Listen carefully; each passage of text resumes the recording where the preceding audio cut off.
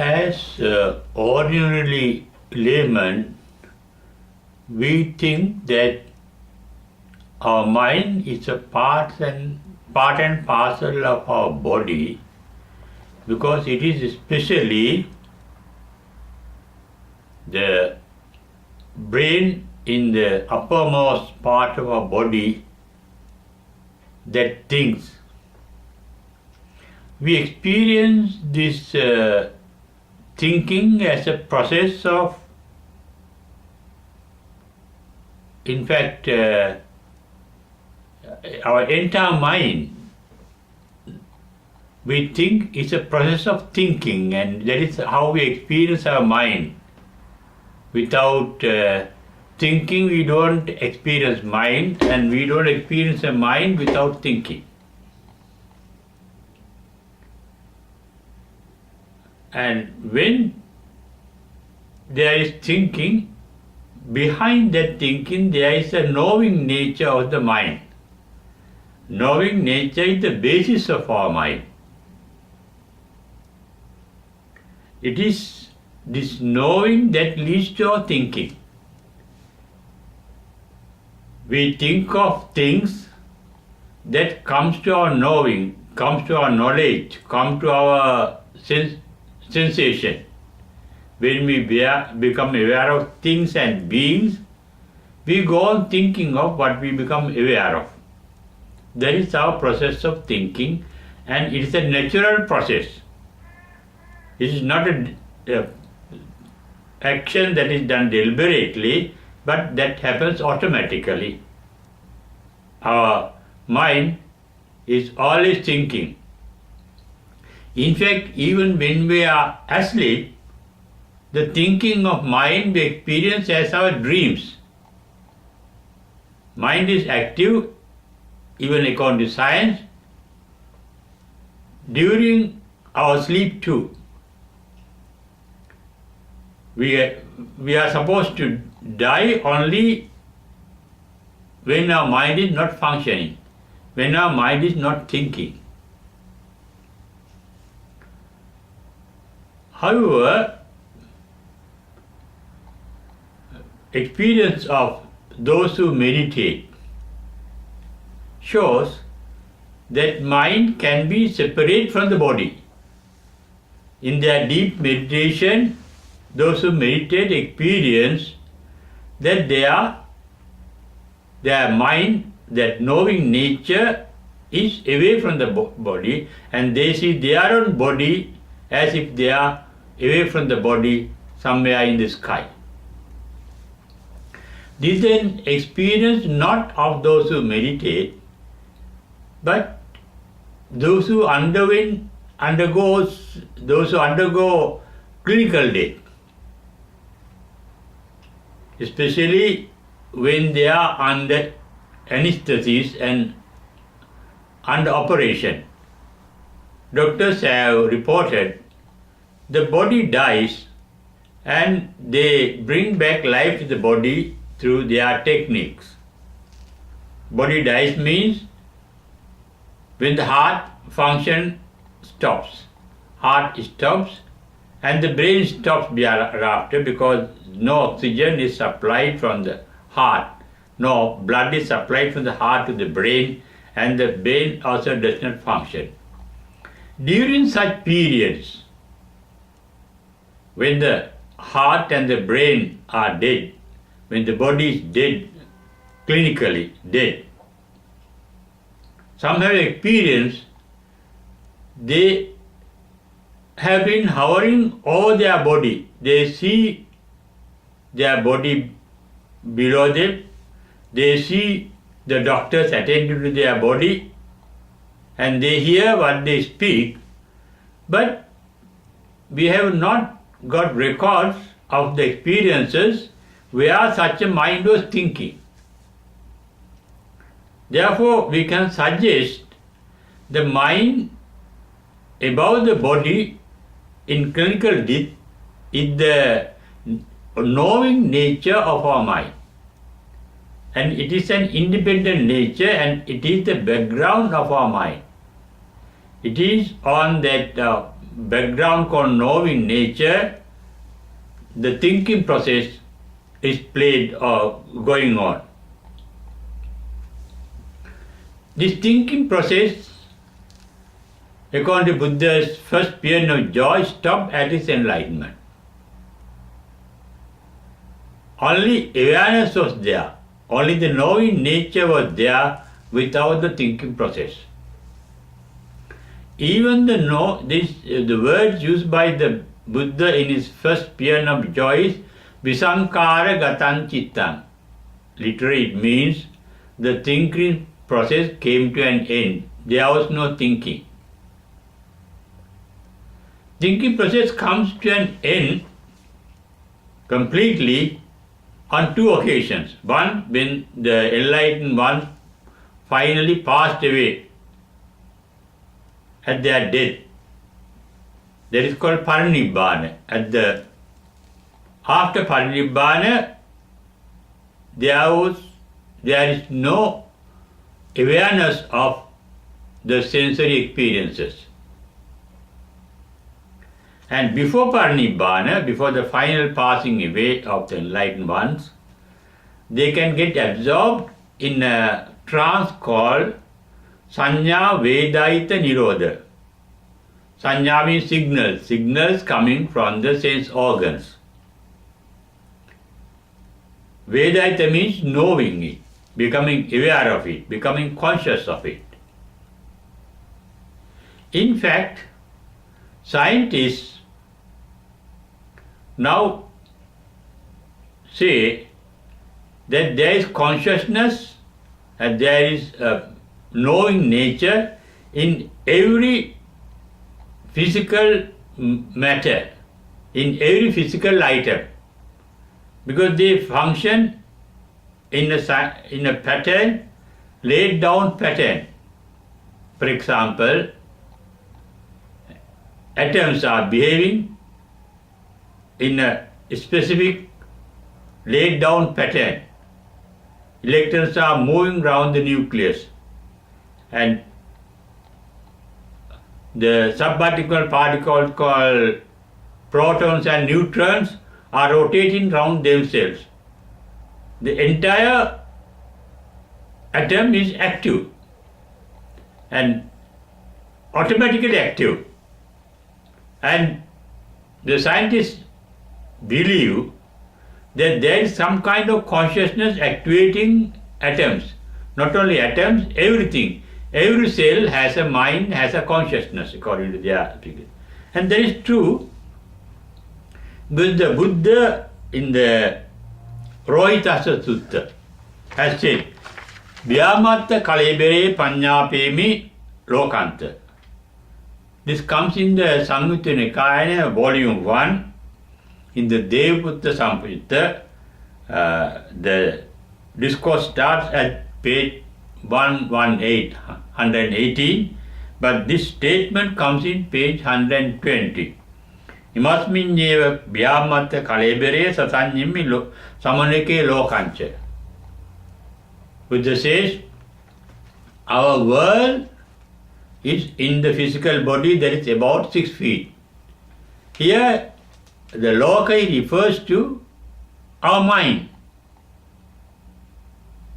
Not only the mind, especially the content of the mind. The entire world that we experience is within our mind. We think that we are inside the world, but according to Buddha, our world is inside us. Because we cannot experience the exact true nature, the true reality, the real nature, ultimate real nature of the world outside. That is what is expressed by Professor Mathurani in his theory called autopoiesis, where he says, he's a Chilean professor, he specialized in cognitive science. Although he was a biologist, he has specialized in cognitive science, and he says, no one can experience, in his theory, he says, no one can experience the world outside except one, all neuronal responses. And that has been described even by other scientists, in the modern scientists, how our sensory experience, the sensory sensations are experienced by our mind. The senses get stimulated by sense objects. For example, when we see something or somebody, the light that is reflected from that particular object touches our eye and create an image in the eye, in the retina of the eye, as an image is created in a mirror. And that picture, that image, is transferred electrically along the nerve wires into the brain, the small brain behind our head. And it is there the picture get into a monitor for us to experience. Therefore, what we experience is not the world outside, not the beings and things outside, not the objects of visual objects, but what is created by our sense organs and transmitted by electricity through nerves into our brain. Because it is the brain that recognizes what we experience. When we see somebody, we recognize that is our father, mother, brother, sister, husband, wife, and so on, friend or enemy, because we have the memories of those persons recorded in our brain cells. And brain cells recognize them. And the recognition is called sanya in Pali. In expressing the mental activity, Rupa means the stimulation of the sense organ, Vedana means the sensation, production of electricity, electro signals, and that signal transmitted to the brain cell is called sanya.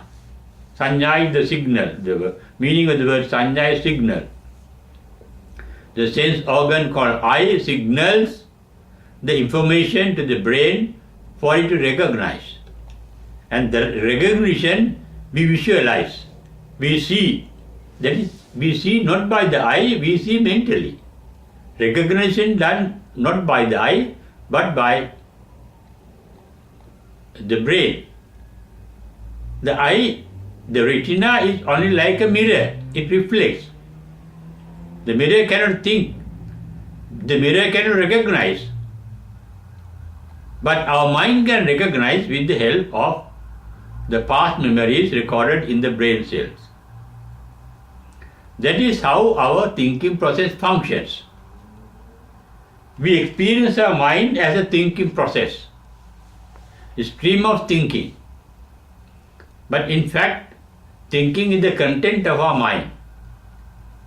The basis of our mind is its consciousness,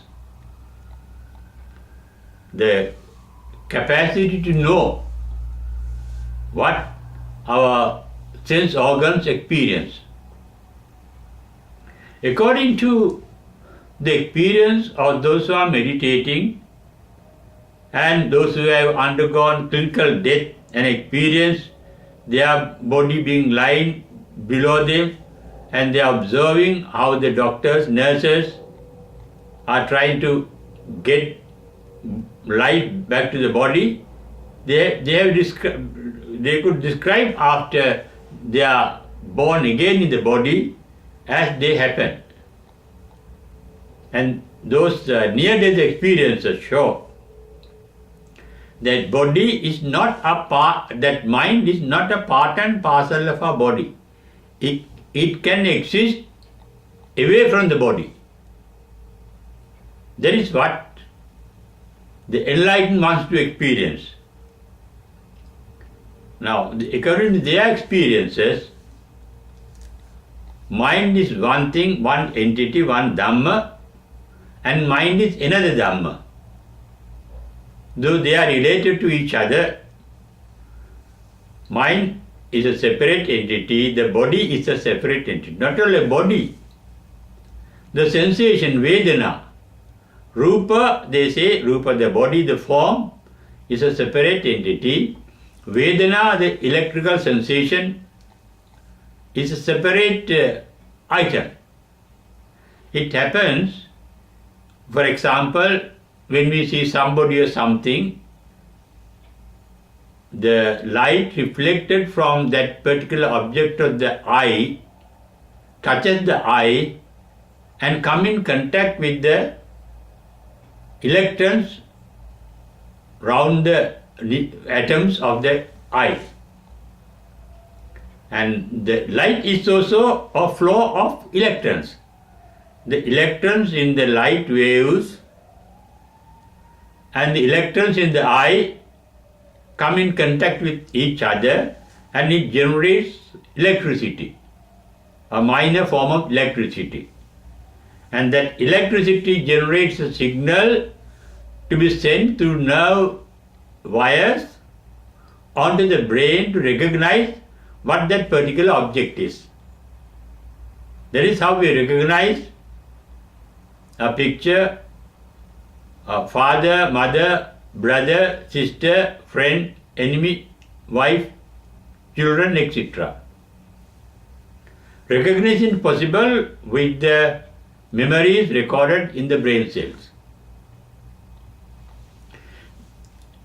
According to this, what we experience is not the actual world or physical objects outside us, but the images created by our brain inside our brain. Our brain then acts as a monitor of a computer, screen of a TV set. The pictures appear there, the sounds appear there. They are not the sound of the outside world. We cannot say no, they are similar to them, but they are only images. Because of that fact, even the dead people we see speaking, dancing, acting in videos, in TVs, as if they are alive, but they are not real. And what we experience as real beings are not real beings, they are only images. All our experience, according to this, are only mental images, and that mind is not part and parcel of our body as we think. It is a separate entity, and the main function of the mind is to become aware, to know. That knowing nature, according to the experience of Arahants, what they have declared, is can neither be created nor destroyed. It is an eternal state, the knowing nature. And that knowing nature is referred to in the one sutta called Kevada Sutta as Viññānam Anidassanam. In the Kevada Sutta, it is Viññānam means Vijanati means to know. It is the knowing nature. There is a knowing nature in Nirvana, but there is nobody who knows it without a knower. That is why Reverend Buddha Ghosa says, Atti Nibbhuti na Nibbhuto. There is a Nirvana, but there is nobody who has attained Nirvana. That means if Nirvana is some kind of consciousness, some kind of knowing, there is nobody who knows Nirvana. That is why it is said, Nirvana is atakkavachara. You can't think of Nirvana. Nirvana is not an object of the mind. If Nirvana is an object of the mind, our mind, and the nirvana are two separate things. The knowing nature of the mind and the nirvana, according to the Buddha's description, are not two separate items, no separate things. But there is nobody who knows in it. That is what happened to the Buddha at his enlightenment. There was awareness. That awareness is referred to knowing. It's a chakkum udapadi. The word is chakkum means eye arose, but there is no physical eye that arose at the enlightenment. I mean the sight. That sight is not from the physical eye, but from the mental eye. By the knowing nature of the mind, that eternal mind, there arose in the eternal mind the knowing nature, the sight of, that is called insight. There is an insight, seeing something that was never heard of before. That is what Buddha said. Pubbesu annasutesu dhammesu chakkum udapadi. There arose an eye. Those are the verbal translation. Arose an eye on something that has never been heard, something new. Jnanam udapadi, knowing, seeing and knowing. When we see, when we become aware, we know it, seeing. Seeing arose, nobody seeing it, nobody knowing it, there is no person knowing it, there is no person seeing it. Panya udapadi. Panya means knowing by wisdom, not by knowledge, not by the knowing capacity, with a higher knowing. Wisdom is to recognize the true nature of the things. When you think of the physical things, material things, the worldly things, all things are born to decay and die. And that nature can be realized by our wisdom. Therefore, even the nature of nirvana can be recognized by wisdom. That is why wisdom udapadi. Then vidya udapadi. There arose the truth. Vidya is really mean the truth, reality of things. Wisdom is the capacity to know the reality of things. In our day-to-day life, in our worldly life, what is the reality? Everything that we experience are empty. That is referred to in Buddha's language as sunyata. Because they are only images what we experience. They are not actual reality. We experience our father or mother or husband or wife or girlfriend or boyfriend in our mind, and that experience is not the experience of something real. That is the experience of something imaginary. That is how our mind is working. The mind is deceiving us as well as our sense organs are deceiving us. No sense organ is capable of knowing the real nature of things. Their knowing capacity is limited. Therefore, what is reflected through our sense organs in our mind is also not real, not actual, not the truth. That shows all our sense organs deceive us. Our brain too deceives us. Our mind too is deceiving us. The mind is deceiving us for us to be attached to this particular world. Because mind wants to continue in this world. Mind cannot continue from life to life, from birth to birth, from rebirth to rebirth, without attachment to the world outside us. That attachment, the source of attachment, Buddha referred to as tanha, trishna, the thirst for pleasures, the thirst for happiness. It is to enjoy life, we are attached to life, although it brings a lot of suffering. Wherever there is pleasure, there is the automatic result of the faith. Because nothing in this world is permanent. Everything is dynamic. Anicca, impermanent. Dukkha, they are in a state of transformation. Anatta, nothing can retain a permanent identity. Therefore, nothing can give us an everlasting happiness, pleasure, joy or delight. Everything is born to decay and die. And that is the realization that one attains when one reaches the stream winning stage on the path to nirvana. The stream winning stage is referred to as Sotapanna. At the Sotapanna stage, the first disciple got Sotapanna, entered the stream winning stage on the path to nirvana, was called Kondanya, the ascetic Kondanya. When he realized or when he attained the Sotapannahood or the stream winning stage on the path to nirvana, Buddha uttered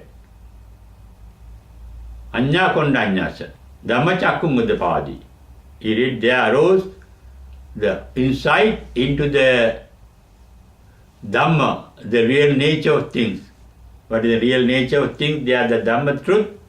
Here the Dhamma is used to mean the truth. What is the truth? Yankincha samudaya dhammam sabbantan nirodhammanti. Here Dhamma means Dhamma are the objects of our mind. What are the objects of mind as I explained so far? They are all illusory images. Every thought is an image. Every idea is an image. Every feeling is an image. Our mind consists of images and feelings, sensations. And all those images, the entire content of the mind, they are born to decay and die. Yankincha samudaya dhammam. Every object of the mind, Dhamma is referred in the Buddhist science as the object of the mind. Every object of the mind, every image that arises in the mind, that crops up in the mind, that is created in the mind, in our brain, is subject to decay and death.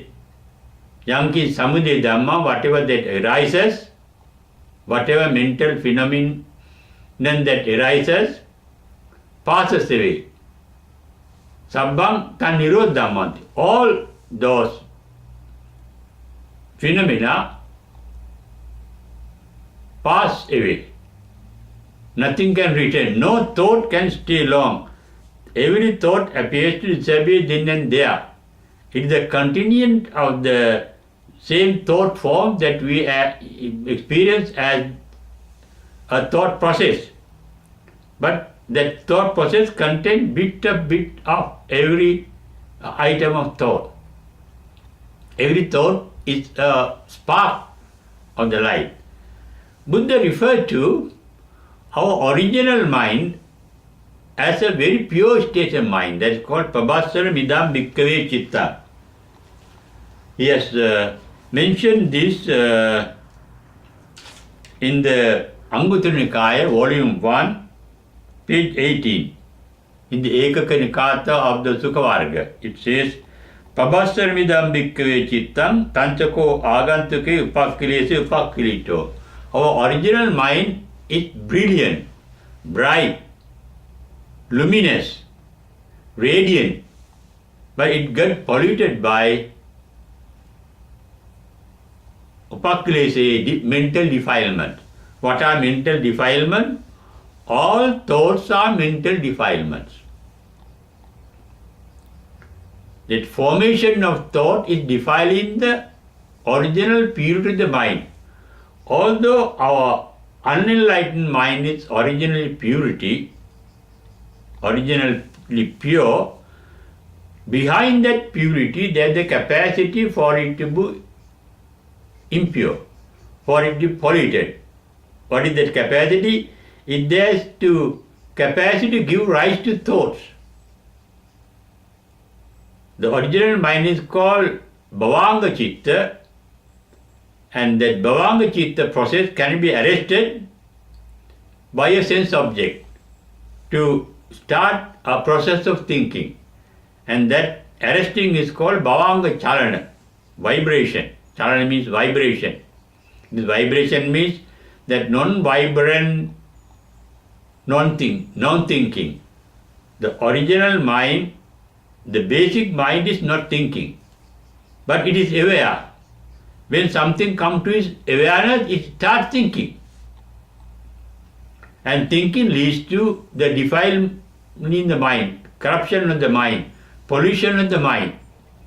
Whether it's a bad thought or good thought, it creates a karma called wholesome karma and unwholesome karma. Bad karma and good karma. Karma are the capacity, the electromagnetic capacity of produced by our brain for us to have a rebirth. And that capacity is called vijnana, the power, the electromagnetic force produced by our thinking. Good thinking leads us to rebirth in good worlds, good life in heavens, and bad thinking, unwholesome thinking, leads us to be reborn in hells, in states of suffering. Therefore, whatever thinking prolongs our life in this existence and also brings about suffering. Even when we are born due to our good karma in heaven, but once the power of that good karma is over, we can be reborn even in hell. Therefore, there is no surety that we can lead a heavenly life throughout. That is why Buddha advised us to get enlightened. At least get into the first stream, Sotapanna. After that, you are never reborn in hells. That is why it is said in the Ratan Sutra, Chatuha Paye Hita Vipamutto. That power of the mind, the knowing power of the mind, the consciousness of the mind is a force that is attached at the present moment to our body, but it can get detached from the body. As it happens in the clinical death and also in deep trances of meditation. Our mind is independent of our body, though we don't understand its independence because we are not yet enlightened. That shows our mind is pure. Originally, our human mind, our layman mind is pure, but it has the capacity to become impure, to generate kilesa, mental defilement. How? By thinking. We may think of things pleasant and we get attached to what is pleasant. We can think of something unpleasant and we start resenting the unpleasant. Then there is the raga, attachment to the pleasant things, pleasant nature, and dosa, the resentment of the unpleasant nature. Both raga and dosa are mental defilements. And sometimes, and always, we get attached to things and we get resenting things without knowing their real nature. One factor of the real nature of everything in this material world is everything is born to decay and die. Sankheja samudaya dhammam sabbanta nirodhi dhammanti. We are not getting attached or resenting things in the material world, but to mental images. We form mental images somebody and we get attached to particular mental images. And all those mental images, as I mentioned earlier, as the Buddha said, Yanki samudaya dhamman sabbantan nirodha dhammanti. Mental images are born to decay and die. They are called sanabangura. There is the instant birth and the instant death of every thought form. Therefore, there is no point in getting attached to anything or resenting anything. The ignorance of this reality is called moha. Therefore, thinking process is defiled by the power of attachment called raga, the power of resentment called dosa, and the power of forming illusions, not knowing, the power of ignorance called moha.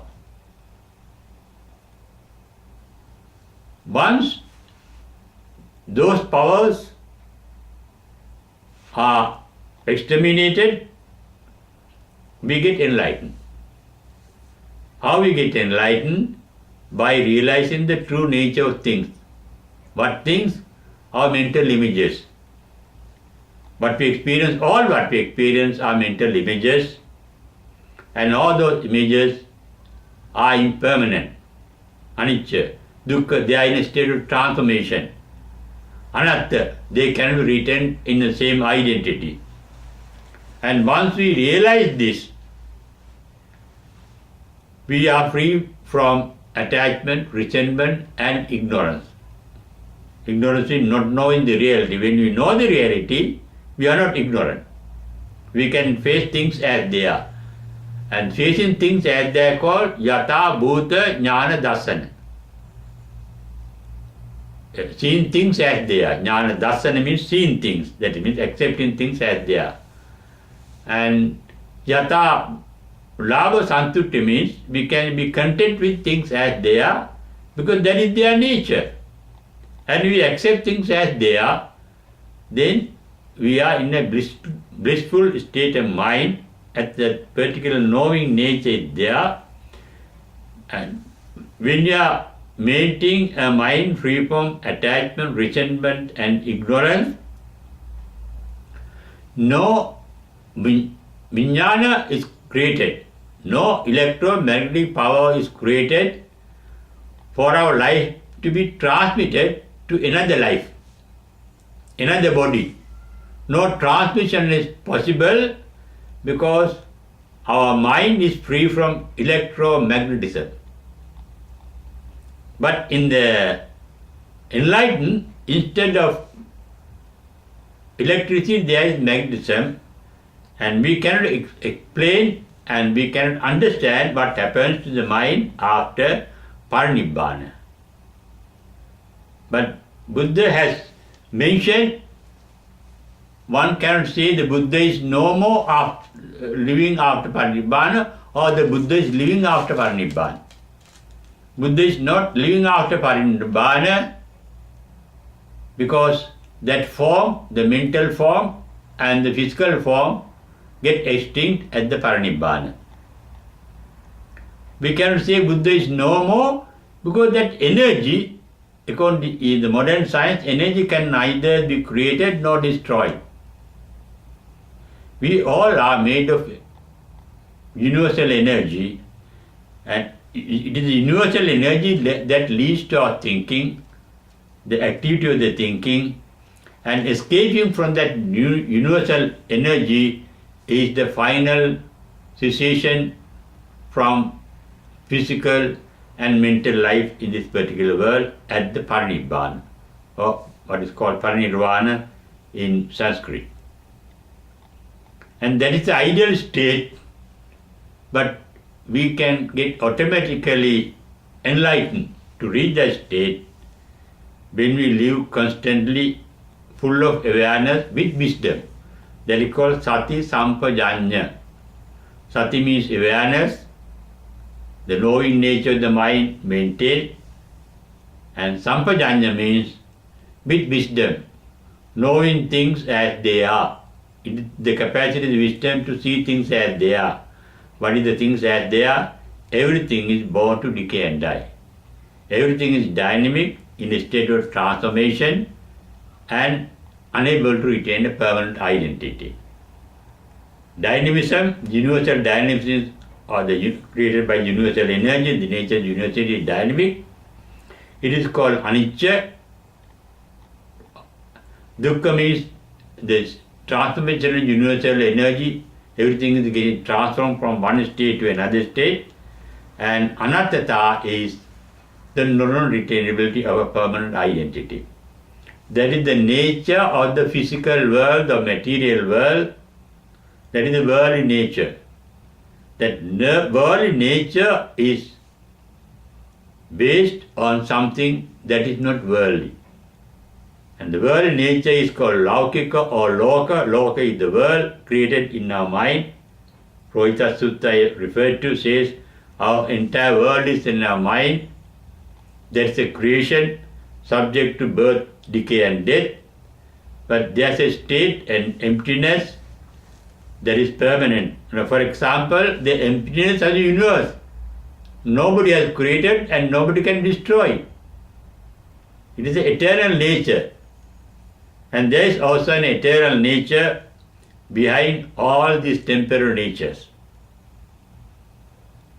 And the capacity to reach that nature is in our mind, and with that capacity it can escape from both the body and the mind, called the thinking process. Ending the thinking process is called Cheto Vimukti, and that is the state of enlightenment. When there is no thinking, there is no mind as such, what we call. But there is, according to the experience of enlightened one, there is a knowing nature that we know only as what they have said, but we cannot experience that knowing nature until we get enlightened. But we all have the capacity to be enlightened one day and experience the bliss of the supreme and pure knowing nature. And we cannot imagine what lies beyond that pure knowing nature until we get enlightened.